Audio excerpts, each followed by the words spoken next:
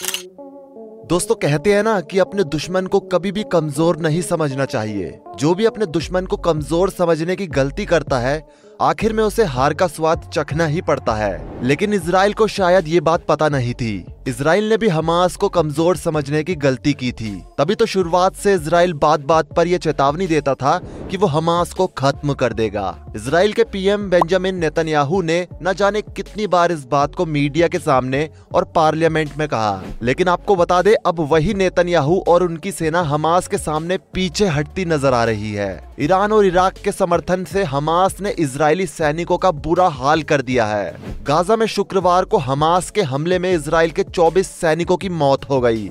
ये सैनिक Israeli border से 600 मीटर की दूरी पर हमास के ठिकाने तबाह करने में जुटे थे। इजराइल डिफेंस फोर्स के प्रवक्ता डेनियल हॉगरी ने बताया कि वहां इजरायली सेना के कई टैंक मौजूद थे। इसी दौरान हमास ने हमला कर दिया और इमारत ढहने से उसमें मौजूद 24 सैनिक मारे गए। ये इजरायली सैनिकों पर हमास का अब तक का सबसे बड़ा हमला बताया जा रहा है। इजराइल हमास जंग को करीब 120 से ज्यादा दिन हो चुके हैं। इजराइल ने हमास के खात्मे की कसम खाई है। इस बीच इजराइल ने सीज फायर के लिए एक प्रस्ताव दिया है, जिसमें कहा है कि वो हमास के नेताओं को गाजा छोड़ने के लिए एक सेफ पैसेज देगा। अमेरिकन मीडिया हाउस CNN के मुताबिक इजराइल हमास के नेताओं को गाजा से निकालकर वहां अपनी पकड़ मजबूत करना चाहता है। वहीं एक्सियोस की रिपोर्ट के मुताबिक इजराइल ने सभी बंधकों की रिहाई के बदले 2 महीने की सीज फायर का भी प्रस्ताव दिया है। दोस्तों आपको बता दें कि मीडिया रिपोर्ट्स में दावा किया गया है कि गाजा में अब तक 26,000 आम लोग मारे जा चुके हैं। इसके बावजूद इजराइल और हमास की जंग बंद होने की फिलहाल कोई उम्मीद नहीं है। इस बीच UN चीफ एंटोनियो गुटरेस ने कहा कि गाजा में आम लोगों का लगातार मारा जाना शर्मनाक है और इसे कतई बर्दाश्त नहीं किया जा सकता। उधर अमेरिका और यूरोप इजराइल से मांग कर रहे हैं कि वो अपने पोर्ट से गाजा में राहत सामग्री भेजने की मंजूरी दे।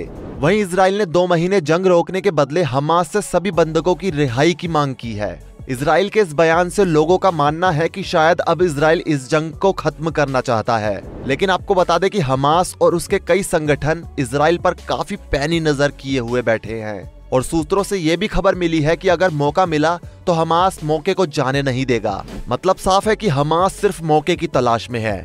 मौका मिलते ही हमास पूरी ताकत के साथ इजराइल को खत्म करने की कोशिश करेगा, क्योंकि इजराइल अब अकेला हो रहा है।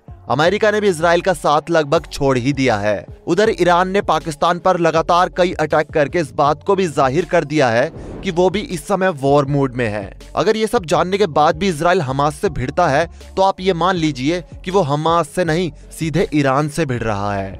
UN चीफ के मुताबिक गाजा में जिस तरह की तबाही हो रही है उसको सपने में भी सोचा नहीं जा सकता है। कहा जा रहा है कि वहां अब तक 26,000 लोग मारे जा चुके हैं। हम इसे कतई बर्दाश्त नहीं कर सकते हैं, इसलिए इस जंग को फौरन रोका जाना चाहिए और दुनिया को आगे आकर गाजा में इंसानियत के नाते पूरी मदद करनी चाहिए। UN चीफ एंटोनियो गुटरेस ने कहा, हम इजराइल से मांग करते हैं कि वो जल्द से जल्द गाजा में सीज फायर का ऐलान करे। इसके अलावा गाजा में मौजूद उन लोगों को फौरन राहत सामग्री और इलाज मिलना चाहिए जिन्हें इसकी जरूरत है। दोस्तों ईरान के खौफ से सभी देश अब इजराइल पर ही दबाव बना रहे हैं, इसलिए इजराइल को भी कुछ नहीं समझ आ रहा है। हालांकि UN चीफ ने इजराइल में हुए 7 अक्टूबर को हमास के हमले के बारे में कुछ नहीं कहा। इस हमले में 1200 इजरायली नागरिक मारे गए थे।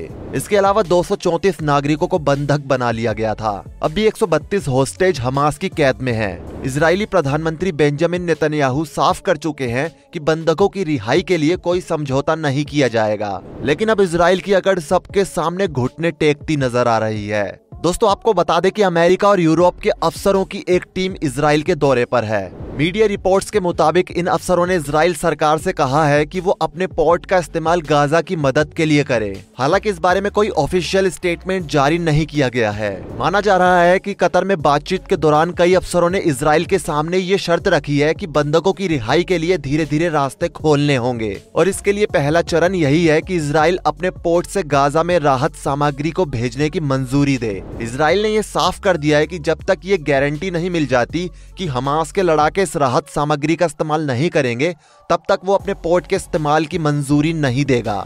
दोस्तों इजराइल हर तरफ से घिर चुका है और अब ये बात इजराइल को भी समझ आ रही है। दोस्तों आपको बता दें कि इस लड़ाई से अब तक सबसे ज्यादा नुकसान इजराइल का ही हुआ है। इस बात को इजराइल के लोगों ने भी माना है। गाजा में मरने वाले इजरायलियों की संख्या भी दिन प्रतिदिन बढ़ती जा रही है। सैकड़ों हजारों परिवारों के प्रियजन अक्सर मुख्य कमाने वाले हैं, जो कई हफ्तों से गाजा में लड़ रहे हैं। अर्थव्यवस्था आंशिक रूप से विकलांग हो गई है।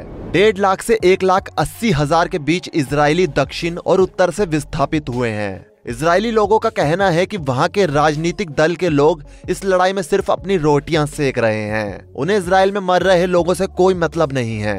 दोस्तों, इन्हीं सब के बीच इजरायली पीएम बेंजामिन नेतन्याहू को एक बड़ा झटका लगा है। दरअसल इजराइल के केंद्रीय बैंक ने कहा है कि हमास के साथ इजराइल के युद्ध में यहूदी राष्ट्र को लगभग 157 बिलियन शेकल का नुकसान होने का अनुमान है। बैंक ऑफ इजराइल के अनुसार इस राशि में लगभग 107 billion shackle defence expense, 22 million shackle क्षति मुआवजा और 25 बिलियन शेकल अन्य नागरिक एक्सपेंस शामिल है। इसके अलावा सरकारी ऋण पर ब्याज 8 अरब शेकल तक पहुंचने की संभावना है, जबकि संघर्ष के कारण राजस्व का नुकसान 35 अरब शेकल होने का अनुमान है। पूर्वानुमान इस आधार पर तैयार किया गया है कि इजरायली अर्थव्यवस्था पर युद्ध का सीधा प्रभाव अगले साल 2025 तक बना रहेगा। पूर्वानुमान के अनुसार इजराइल की जीडीपी 2024 में सिर्फ 2% बढ़ने की उम्मीद है, जो पिछले महीने में पूर्वानुमान 2023 के लिए 2.3% और 2024 के लिए 2.8% के विकास आकलन से कम है।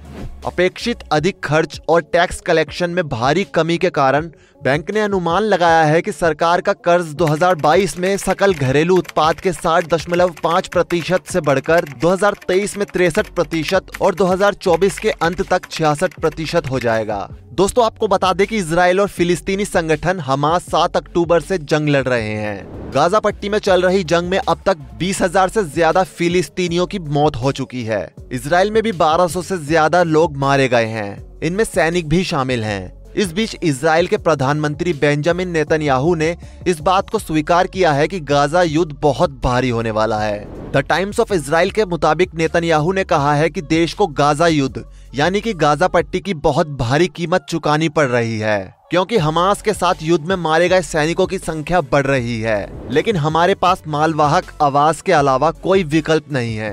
नेतन्याहू इस बात को बोलते बोलते काफी भावुक हो गए थे।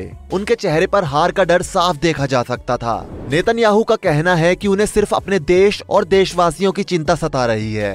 आपको बता दें कि इजराइल में बुरे हाल हैं। लोगों के पास घर नहीं है। घर से बेघर लोग अपने बच्चों के साथ भूखे पेट रात गुजारने को मजबूर हैं। दोनों देशों की इस लड़ाई में अब तक न जाने कितने ही बेगुनाह लोग मारे जा चुके हैं और न जाने कितने अभी और मारे जाएंगे। दोस्तों, आपको बता दें कि ये लड़ाई कब विकराल रूप ले ले इस बात को कोई नहीं जान सकता है, क्योंकि हर पल कुछ ऐसी खबरें आ जाती है जो कि दिल दहला देती है। ईरान के साथ हमास इस फिराक में रहता है कि कैसे इजराइल का खात्मा किया जा सके। हमास ने वैसे भी इस समय आक्रामक रूप अपनाया हुआ है। उसके हाल ही के हमले में 24 इजरायली सैनिकों की मौत हो गई है। इजरायली सेना ने ये जानकारी दी है। आपको बता दें कि गाजा पट्टी में छिड़ी जंग के बाद इजरायली सेना पर यह अब तक का सबसे घातक हमला है। इस हमले को इतना खतरनाक बताया जा रहा है कि खोजी दल का कहना है कि जिस बिल्डिंग में इजराइल के सैनिक मौजूद थे, उस बिल्डिंग को कई बमों से उड़ा दिया गया। हालात ये हो गए हैं कि इजराइल के सैनिकों की डेड बॉडी भी नहीं मिल रही है। कुछ सैनिकों के बॉडी पार्ट्स तो बिल्कुल क्षत विक्षत हो गए हैं, बिल्कुल पहचानने में ही नहीं आ रहे हैं। वो तो उन्हें उनके बैच की मदद से पहचाना गया है। जंग शुरू होने के बाद से ये इजरायली सेना को पहुंची एक बड़ी क्षति है, जिससे संघर्ष विराम की मांग बढ़ सकती है। प्रधानमंत्री बेंजामिन नेतन्याहू ने सैनिकों की मौत पर शोक व्यक्त किया। इसके बाद उन्होंने कुछ भी नहीं कहा। लोगों को इंतजार था कि शायद नेतन्याहू कुछ ऐसा कहेंगे कि लोगों को उम्मीद की एक किरण नजर आएगी, लेकिन नेतन्याहू ने सैनिकों की शहादत पर शोक जताया और चले गए। खैर दोस्तों, आपको क्या लगता है, क्या इजराइल सच में कदम पीछे ले रहा है या फिर उसके कुछ और प्लान्स हैं? अपने सुझाव हमें नीचे कमेंट्स में जरूर दीजिए। वीडियो को लाइक कीजिए, शेयर कीजिए और ऐसी ही और वीडियोस के लिए इस चैनल को सब्सक्राइब करके बेल नोटिफिकेशन को भी ऑल पर सेट कर लीजिए। धन्यवाद।